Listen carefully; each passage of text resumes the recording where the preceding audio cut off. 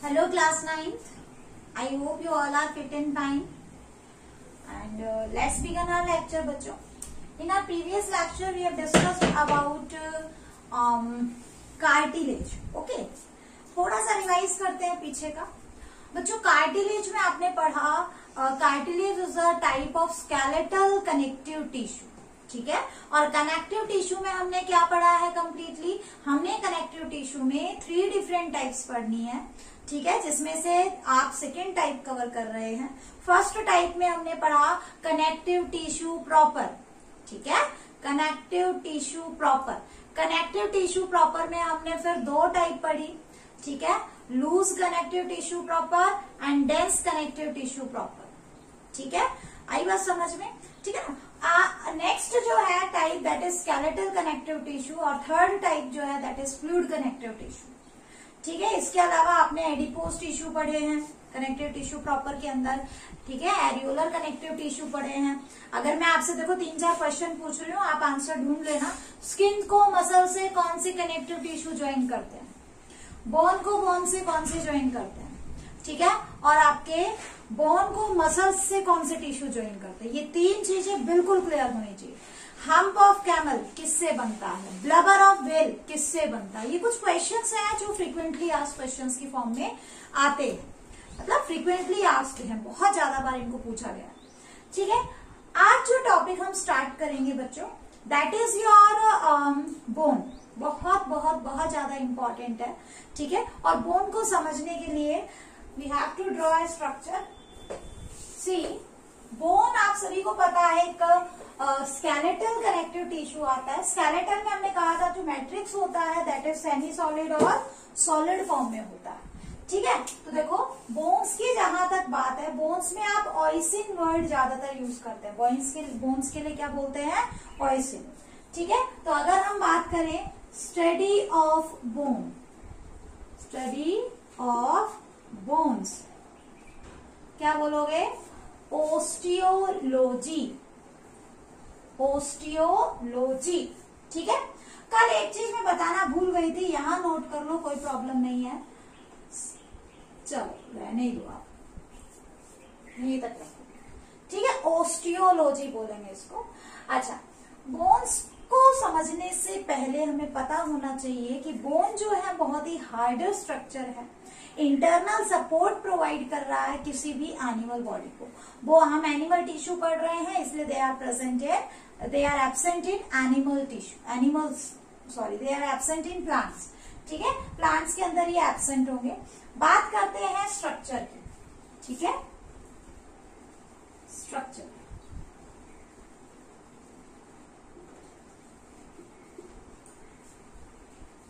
Structure में पहले आपको बना के दिखा देती हूँ समझा देती हूँ. उसके बाद हम थ्योरेटिकल व्यू लेंगे बोन्स का कंप्लीट. ठीक है. उसके बाद में इसके बारे में लिखवाऊंगी. देखो बच्चों बोन्स जो होती है इसकी जो आउटर लेयर होती है. ठीक है. बोन्स की जो आउटर मोस्ट लेयर होती है इस तरीके से इसको क्या कहा जाता है. It is known as periosteum. ठीक है. इसको क्या कहा जाएगा पेरिओस्टियम.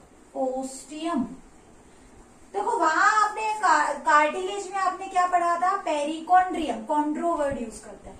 यहाँ जनरली हम ओस्टियो वर्ड यूज करते हैं. ठीक है. अब देखो मान लो आपकी ये कोई बोन मैं ऐसे बना रही हूँ कुछ इस तरीके से. तो बच्चों कई बार क्या होता है जैसे आपकी जो लॉन्ग बोन्स होती है. ठीक है. आपकी जो लॉन्ग बोन्स होती हैं उन बोन्स में क्या होती है ऐसे इंटरनली कैविटी होती है. जैसे जैसे छोटे बच्चे जो होते हैं वो बड़े होते जाते हैं. हम जो है अपने चाइल्डहुड से अडल्टहुड की तरफ जब मूव करते हैं तो हमारी कुछ बोन्स जो है वो लंबी होती है और उनके अंदर कैविटी बन जाती है. हम छोटे रहते हैं उस टाइम पे भी रहती है कैविटी लेकिन साइज बहुत रिड्यूस्ड रहता है. ठीक है. इस कैविटी को क्या बोलते हैं बोन मैरो. मैरो वर्ड का मतलब होता है कैविटी. बोन के अंदर कैविटी. तो मैं आपको इतना पोर्शन जो है वो यहाँ पे ड्रॉ करके दिखा रही हूँ. ठीक है. यहाँ से इतना पोर्शन हमने कट कर लिया है ऐसे करके. ठीक है. इतना पोर्शन आपको कट करके दिखाया है मैंने. समझ में आ गई बात? केवल यही वाला पोर्शन जो है मैं आपको कट करके दिखा रही हूँ, ये वाला पोर्शन। ठीक है बच्चों, ठीक है ना। अब यहाँ पे देखो, ये वाली लेयर तो आपने पढ़ ली, ये वाली अपर मोस्ट लेयर तो आपने पढ़ ली, लेकिन ये जो बोन मैरो की कैविटी होती है, इसको लाइन अप करने के लिए एक और मेम्ब्रेन, एक और लेयर होती है, इंटरनल लेयर। ठीक है, इस तरीके से ऐसे करके इसको क्या बोला जाता है? It is known as endosteum. एरी मतलब चारों तरफ, एंडो मतलब अंदर। ठीक है, तो this one is known as endosteum. ठीक है, आई बात समझ में? अब देखो, यहाँ पे जो मैट्रिक्स होता है वो मैट्रिक्स कॉन्सेंट्रिक सर्कल्स की फॉर्म में होता है। ठीक है, हमने पढ़ा था कार्टिलेज में कि मैट्रिक्स डायरेक्टली है, उसमें कुछ लेक्यूना है, लेक्यूना में कुछ सेल्स है, यही पढ़ा था। लेकिन यहाँ पे क्या होता है, मान लो ये मैट्रिक्स है, ये मैट्रिक्स इस तरीके से कॉन्सेंट्रिक सर्कल। कॉन्सेंट्रिक का मतलब किसी एक जिनका सेंटर क्या है, सेम है। ठीक है, कॉन्सेंट्रिक का मतलब क्या होता है, जिनका सेंटर सेम है, उसको क्या बोला है आपका, कॉन्सेंट्रिक। ये जो मैट्रिक्स है वो मैट्रिक्स ऐसे सर्कल्स की फॉर्म में, लेयर्स की फॉर्म में होता है, ऐसे। ठीक है, ये आपका हो गया एक सर्कल और ये आपकी हो गई एक सिस्टम। ठीक है, ऐसे करके ये कुछ इस तरीके से ऐसे। ठीक है, कॉन्सेंट्रिक सर्कल का मतलब इन सभी सर्कल्स का सेंटर एक है। ये रेड डॉट क्या है, रेड डॉट समझाती हूँ। ठीक है, इसी तरीके से इसके चारों तरफ ऐसे मैट्रिक्स होगा। तो मैट्रिक्स जो है जनरली ऐसे कॉन्सेंट्रिक सर्कल्स की फॉर्म में होता है। ये इसका हो गया, इसके चारों तरफ भी ऐसे आपको कॉन्सेंट्रिक सर्कल्स की फॉर्म में क्या दिखाई देगा बच्चों, मैट्रिक्स दिखाई देगा। ये कुछ इस तरीके से समझ में आया? ठीक है, यहाँ पे भी कोई एक अलग सा सिस्टम हो सकता है जिनका सेंटर होगा। ये तो हमने छोटा सा पार्ट दिखाया है, ऐसे करके। ठीक है, ये इंटरस्टिशियल मैट्रिक्स हो गया।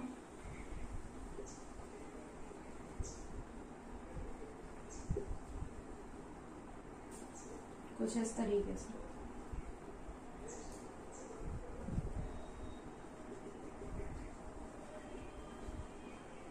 ऐसे। अब इंपॉर्टेंट क्या है बच्चों, ये जो आपको कॉन्सेंट्रिक सर्कल्स यहाँ पे दिखाई दे रहे हैं। ठीक है, सबसे पहले तो बात करते हैं ये रेड डॉट है क्या। ये रेड डॉट है आपका हार्वेशियन कैनाल। क्या है, हार्वेशियन कैनाल। होता क्या है, आपके जो बोन्स हैं, बोन्स में जब ब्लड सप्लाई जाती है, ठीक है ना, तो ब्लड सप्लाई, ब्लड में ऑब्वियसली फूड है ना, तो इसके चारों तरफ मैट्रिक्स, जहां जहां ब्लड सप्लाई गई है उसके चारों तरफ मैट्रिक्स जो है वो क्या बना लेता है, कॉन्सेंट्रिक सर्कल्स की फॉर्म में अरेंज हो जाता है। ठीक है, तो ये जैसे मान लो आपको कैसे दिखाया है मैंने, ये आपका आगे का पोर्शन है जो आप कटा हुआ देख रहे हो बोन का, और इसमें ब्लड वेसल्स ऐसे अंदर घुसी हुई है। तो ये जो उंगली आपको दिखेगी, इसको आपको ये एक डॉट की तरह दिखेगी, यहाँ वाली एक डॉट की फॉर्म में। ठीक है, तो ये डॉट की फॉर्म में आपको ब्लड वेसल्स की सप्लाई दिख रही है। ठीक है, इन ब्लड वेसल्स की सप्लाई को क्या बोलते हैं बच्चों, हार्वेशियन कैनाल्स बोलेंगे। ठीक है, आई बात समझ में? और ये जो आपका कॉन्सेंट्रिक सर्कल्स की फॉर्म में, कॉन्सेंट्रिक सर्कल्स की फॉर्म में मैट्रिक्स जो अरेंज है, इन सर्कल्स को हम क्या बोलते हैं, लैमेले। क्या बोलोगे, लैमेले। समझ में आया? इनको क्या बोला जाएगा बच्चों, लैमेले बोला जाएगा। अब देखो ये जो मैट्रिक्स जो है, देखो मैं जब रिटर्न में जब करवाऊंगी आपको समझ में आ जाएगा। ये जो लैमेले है, ठीक है, लैमेले के अंदर बेसिकली क्या है, आपके ओस्टियोब्लास्ट कह लो या ओस्टियोसाइट्स कह लो। ठीक है, कुछ क्या होते हैं, स्पेसिफिक टाइप के जो है आपके मैट्रिक्स बनाने वाले या बोन को बनाने वाले सेल्स होते हैं, ऐसे करके इसके अंदर कुछ इस तरीके से, ठीक है, ऐसे करके।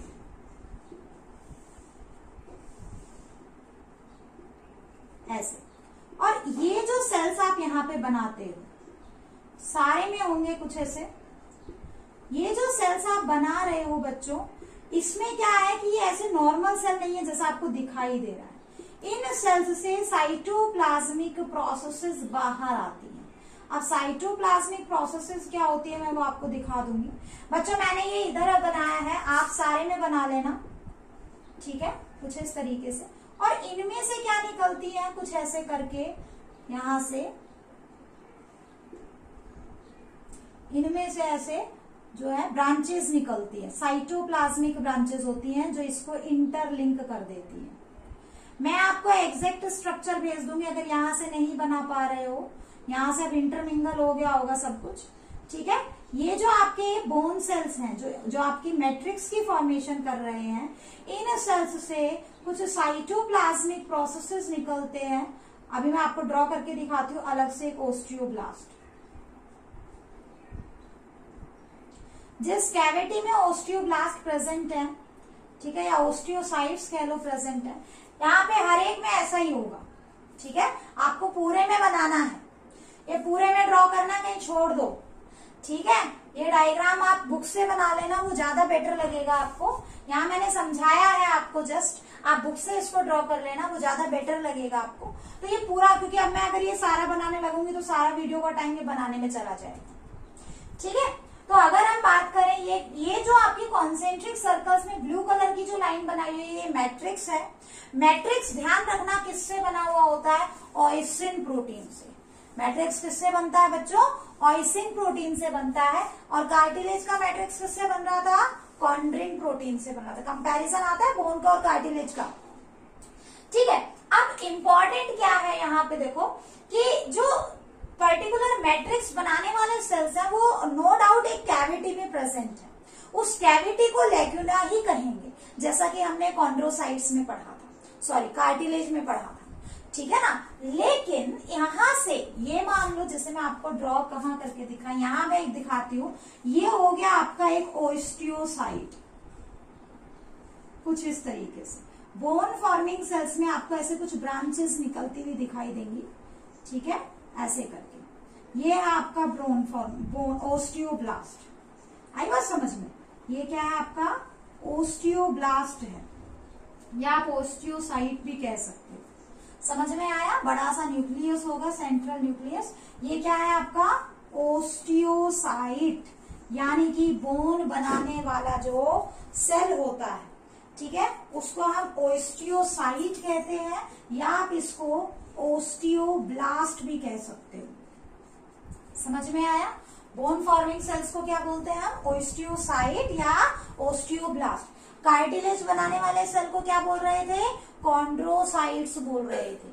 समझ में आया, ठीक है। तो देखो ये जो साइटोप्लाज्मिक प्रोसेसेस हैं, इनको क्या बोलते हैं हम, साइटोप्लाज्मिक प्रोसेसेस, ठीक है। साइटोप्लाज्म रहता है इनके अंदर, इन सब में ऐसे साइटोप्लाज्म रहता है। और ये एक सेल है, ऐसी बहुत सारी सेल्स हैं। ये जो मैंने इनके अंदर से ये जो ब्रांचेस निकाली है वो ये साइटोप्लाज्मिक प्रोसेसेस है। और एक सेल दूसरे से इंटरलिंक्ड होती है थ्रू दिस साइटोप्लाज्मिक प्रोसेसेस। समझ में आया, ठीक है। एक सेल दूसरे से इंटरलिंक्ड होती है थ्रू, बच्चों मुझे पता ही नहीं चला आपका कैमरा कब हिल गया, कोई बात नहीं, अब सेट कर देते हैं इसको, ठीक है। तो इस तरीके से ये क्या है, साइटोप्लाज्मिक प्रोसेसेस हैं, ये साइटोप्लाज्मिक प्रोसेसेस होते हैं, ठीक है। और अगर हम बात करें यहाँ पे इस डायग्राम में, तो ये जो आपको मैंने ब्रांचेस दिखाई हैं, ये क्या है, ये साइटोप्लाज्मिक प्रोसेसेस हैं, और ये ओस्टियोसाइट्स है। तो बहुत सारे ओस्टियोसाइट्स आपके लैमेले के अंदर ही क्या होते हैं, प्रेजेंट होते हैं, लेकिन कॉन्सेंट्रिक रिंग की फॉर्म में होते हैं। समझ में आया, ठीक है। तो इस तरीके से आपको क्या करना है, आपका बोन का स्ट्रक्चर है बच्चों। ये जो मैंने स्ट्रक्चर बनाया है आप इस स्ट्रक्चर को पूरा कर लेंगे, ठीक है, क्योंकि मैं अगर यहाँ बनाने लगूंगी तो बच्चों फिर आपका सारा टाइम ये स्ट्रक्चर बनाने में ही चला जाएगा। आप ये वाला पोर्शन पूरे में ड्रॉ करेंगे, ठीक है। इसके अलावा देखो, अगर हम बात, ये तो हो गया इसकी बात, ठीक है। अब क्या है आपका ये हार, तो देखो अगर हम बोन्स के बारे में बात करें तो सबसे पहले आउटर मोस्ट लेयर क्या होगी, पेरिओस्टियम, ठीक है। आउटर मोस्ट लेयर क्या होगी, पेरिओस्टियम, और जो बोन कैविटी को लाइन अप करने वाली मेम्ब्रेन होगी इसको एंडोस्टियम कहा जाएगा। Matrix is present in the form of concentric circles known as lamellae, ठीक है। Cartilage forming cells are known as osteoblast और ओस्टियोसाइट्स, ठीक है। And these have cytoplasmic processes intermingled with adjacent cells या forming a network with the adjacent cells। समझ में आया? These osteocytes are arranged around Harvesian canals which are blood supply that is transporting food content to the bone, ठीक है। और ये पूरा एक सिस्टम क्या बना आपका, हार्वेशियन सिस्टम। ये एक हार्वेशियन सिस्टम, ये एक और हार्वेशियन सिस्टम। समझ में आ गई बात, ठीक है। तो इस तरीके से आपको करना है। एक चीज ध्यान रखो, मैंने बताया था आपको कार्टिलेज के अंदर कि कार्टिलेज जो होता है वहां पे आपको ब्लड सप्लाई अंदर नहीं मिलेगी, ठीक है। कार्टिलेज में ब्लड सप्लाई अंदर नहीं जाएगी, कहां तक रेस्ट्रिक्टेड रहती है, पेरिकॉन्ड्रियम तक। तो ये डिफरेंसेस आपको याद रखने हैं, ठीक है। समझ में आया? अब देखो इसी को हम रिटन फॉर्म में लेते हैं। एक बार इसका स्क्रीनशॉट ले लो बच्चों, स्क्रीनशॉट लेना चाहते हो तो ले लो, अदरवाइज कोई प्रॉब्लम नहीं है। मैं आपको बुक से एक डायग्राम भेजूंगी, आपको वो डायग्राम बनाना है, ठीक है। एक बार इसका स्क्रीनशॉट ले लो। अच्छा, एक वर्ड और है कैनेक्युलाई। अच्छा, एक वर्ड और है कैनेक्युलाई, मैं यहां दिखा देती हूं।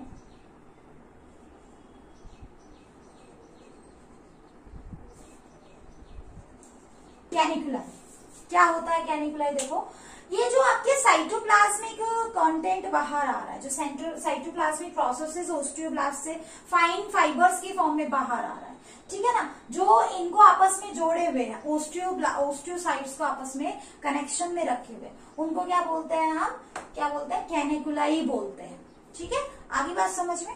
तो एक बार इसका स्क्रीनशॉट ले लो बच्चों। नेक्स्ट आगे स्टार्ट करते हैं रिटन फॉर्म में।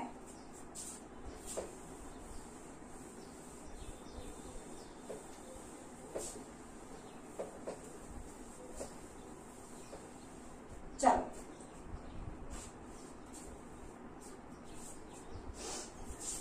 लिखें, bone is very strong, non flexible, skeletal connective tissue, skeletal connective tissue, ठीक है। बोन आपका very strong, non flexible, skeletal connective tissue की फॉर्म में आप इसको लिख सकते हैं, ठीक है। नेक्स्ट देखो, यहाँ पे it is porous, highly vascular, mineralised. It is porous, highly vascular. Highly vascular का मतलब होता है ब्लड रिच, ठीक है, ब्लड सप्लाई होती है। हाईली वेस्कुलर स्ट्रक्चर, ठीक है। It is porous, highly vascular structure. इसके साथ साथ आपको ध्यान में रखना है मिनरलाइज्ड होगा, हार्ड होगा और रिजिड भी होगा, ठीक है। मिनरलाइज्ड, हार्ड एंड रिजिड स्ट्रक्चर, ठीक है, हार्ड एंड रिजिड स्ट्रक्चर। इसके साथ साथ देखो बच्चों, matrix of bone, matrix of bone, ठीक है, इज मेड अप ऑफ, कौन सा प्रोटीन बताया है, made up of ossein protein, ossein protein. ठीक है, आई बात समझ में। इसके साथ साथ देखो मैट्रिक्स बहुत ज्यादा हार्ड होता है, सॉलिडिफाइड होता है। आपकी बोन्स कितनी ज्यादा हार्ड होती है ना। ठीक है, तो ये किसकी वजह से होता है? Matrix is very hard due to mineralization. ठीक है, अलॉन्ग विद depositions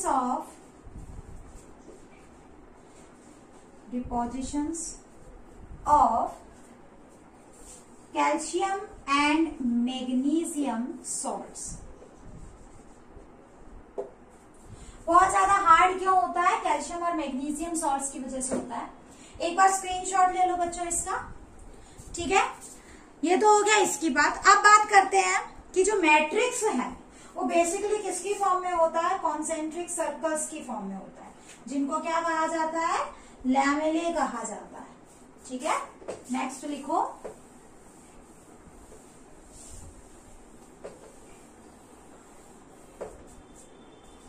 देखो, matrix is arranged around blood supply. इसको क्या बोलोगे आप? That is Haversian canal. Matrix is arranged around blood supply, Haversian canal, in the form of concentric circles, in the form of concentric circles, concentric circles। ठीक है, in the form of concentric circles known as lamellae। ठीक है, क्या बोलेंगे? lamellae। bone forming cells are known as osteocytes। bone forming cells are known as osteocytes, या इन्हीं को हम बोल देते हैं ओस्टियोब्लास्ट, ओस्टियोसाइट्स, या कहोगे ओस्टियोसाइट्स। ठीक है, these cells have cytoplasmic processes, branched cytoplasmic processes कर लो, have branched cytoplasmic processes। ठीक है, branched cytoplasmic processes। आई बात समझ में। Next, osteocytes are present in cavity known as lacunae। ठीक है, and single osteocyte is present in a lacunae। एक lacunae में एक ही ओस्टियोसाइट मिलेगी, लेकिन हमने क्या पढ़ा था बच्चों? कार्टिलेज में क्या होता है? एक से ज्यादा आपके कॉन्ड्रोसाइट्स एक लैक्यूने में मिलेंगे, and single osteocyte is present in one lacunae. एक में एक ही प्रेजेंट होगा।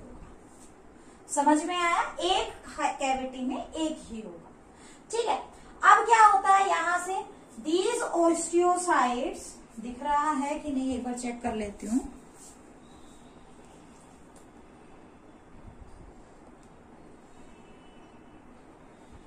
These osteocytes these osteocytes are arranged in lamellae in concentric circles. ठीक है, कॉन्सेंट्रिक सर्कल्स की फॉर्म में ये अरेंज्ड होते हैं। ठीक है, और सारे के सारे जो लैकुने हैं उनको क्या बोलते हैं हम? कैनेक्युलाई। बच्चों एक बार इसका स्क्रीनशॉट ले लो।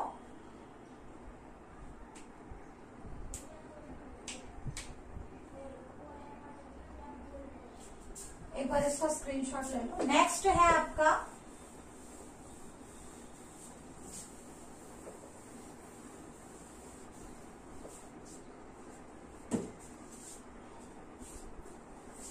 यहां से करते हैं। Each lacunae communicates with other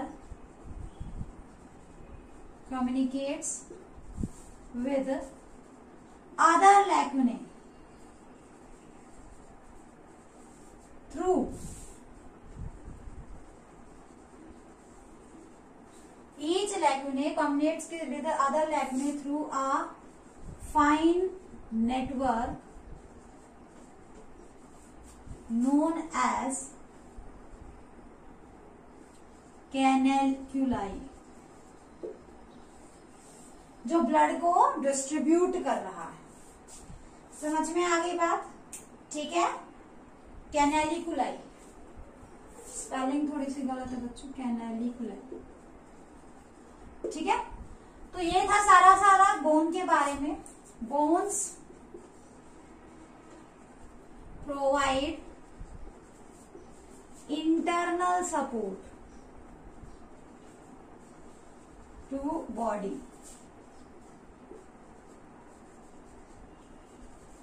of animals की बॉडी को इंटरनल सपोर्ट प्रोवाइड कर रहा है। समझ में आ गया होगा बच्चों? ठीक है, नेक्स्ट स्टार्ट करते हैं ब्लड।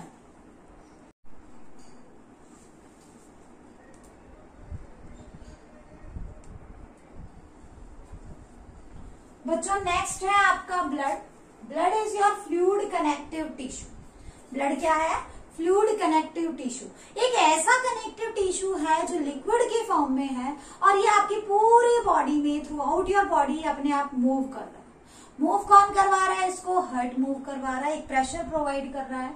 ठीक है, और किसके थ्रू जा रहा है? ये आपके कनेक्टिव आपके अंदर कुछ ट्यूब्स हैं, ठीक है, जिनको ब्लड वेसल्स कहा जाता है। समझ में आई बात? तो पूरा सर्कुलेटरी सिस्टम हमारी बॉडी में एक वेल डिफाइंड सर्कुलेटरी सिस्टम बना हुआ है ब्लड के ट्रांसपोर्ट के लिए। सर्कुलेटरी सिस्टम आपका 10th क्लास में इंक्लूडेड है। यहाँ पे जो हम ब्लड के बारे में पढ़ेंगे कि ब्लड क्या होता है, कैसा होता है, इसके अंदर क्या क्या चीजें होती हैं, हर टाइप के कंपोनेंट का क्या फंक्शन है, हम वो भी पढ़ेंगे। तो बहुत ही बड़ा टॉपिक है, आज की क्लास में इसका करना पॉसिबल नहीं है, लेकिन फिर भी थोड़ी थोड़ी बातें आपको इसके बारे में बता देती हूँ। ठीक है, ब्लड जो है देखो एक लिक्विड है। उस लिक्विड में दो हिस्से, एक तो लिक्विड पार्ट और एक उसमें कुछ चीजें ऐसे डूबी हुई है। ठीक है, जो लिक्विड कंटेंट होता है उसको बोलते हैं ब्लड प्लाज्मा। ठीक है, क्या बोलोगे? Blood plasma. उस ब्लड प्लाज्मा में जो भी चीजें घुल सकती है, घुली हुई है सॉल्युबल फॉर्म में, वो प्रेजेंट है। जैसे कि सॉल्ट्स, जैसे कि वाटर। ठीक है, जनरली मोस्टली इसमें वाटर होता है, बट इसके साथ साथ कुछ चीजें भी होती हैं, जैसे आपका फूड। ठीक है, फूड किस फॉर्म में होगा? ग्लूकोज की फॉर्म में होगा। ठीक है, इसमें हार्मोन्स मिले हुए होते हैं, कुछ केमिकल जो आपकी बॉडी में बहुत सारी फंक्शनिंग करवा रहे हैं। ठीक है, इसके अलावा आपके ब्लड में जो है अनवांटेड वेस्ट भी होगा। ठीक है, आई बात समझ में? अगर आपका ब्लड प्योर नहीं है तो अनवांटेड वेस्ट भी होगा, क्योंकि ये हर बॉडी सेल के कांटेक्ट से होकर आ रहा है। आपके हर बॉडी के सेल क्या कर रहे हैं? खाना भी ले रहे हैं, इस ब्लड से खाना ले रहे हैं, एक्सक्रीटरी वेस्ट डाल रहे हैं। तो ये क्या कर रहा है? पूरे बॉडी सेल्स को खाना दे रहा है और उनका एक्सक्रीटरी वेस्ट कलेक्ट करके ला रहा है। ठीक है, कहाँ जाएगा? ऐसे ऑर्गन में जाएगा जहां पे एक्सक्रीटरी वेस्ट फिर साफ होता है, आपकी किडनी में। किडनी में जाएगा ब्लड, सारा का सारा पूरी बॉडी का ब्लड किडनी में जाएगा, साफ होके आ जाएगा। जो वेस्ट है वो आप यूरिन की फॉर्म में बाहर निकाल दोगे, बाकी चीजें वापस आपके ब्लड में आ जाएगी। तो ये पूरा का पूरा ब्लड जो है सर्कुलेट करता है, चीजों को इधर से उधर, एक जगह से दूसरी जगह ट्रांसपोर्ट करता है।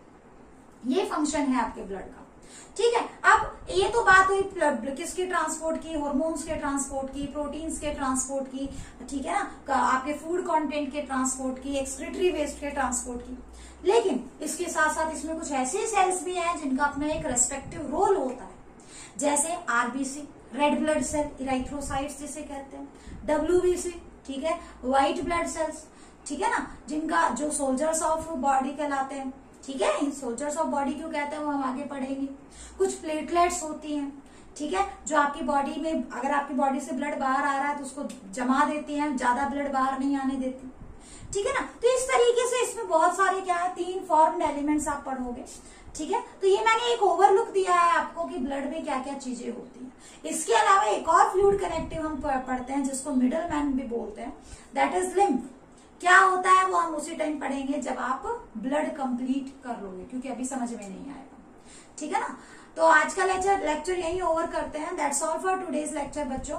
Thank you everyone.